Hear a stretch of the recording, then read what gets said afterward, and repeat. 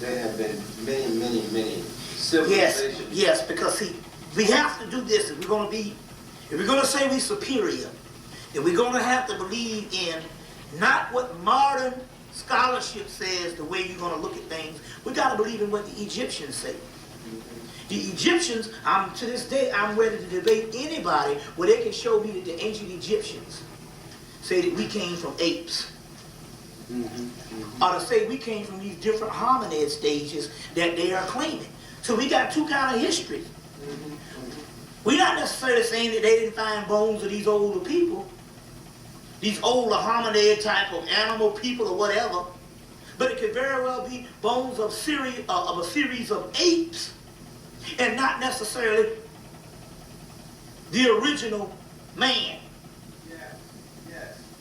You see, we still get this foolishness from Charles Darwin. Yes. And as far as the European is concerned, if you're going to be in his university, you got to make a choice. You either got to believe in the theory of evolution of this ape thing and natural selection, or you got to believe in theology. You see, you got to believe in theology. So let's say if you say you don't believe in the ape thing, they'll say, well, we'll put that in the category of theology. But let's say if you're saying you are a man of science, and you don't necessarily want to put it under the category of theology, then based on his universities, you got to agree With the Darwin theory. with the Darwin theory. Right, because they only have two ways. Two ways of looking at this thing. That is his way of defining things. And it might not necessarily be.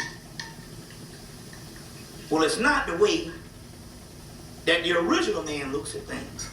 And so what we're talking about here is a political way to still shut us out of ancient history by lessening the timeline so that somehow he can fit his way as being the ancient man or not far removed from the ancient man.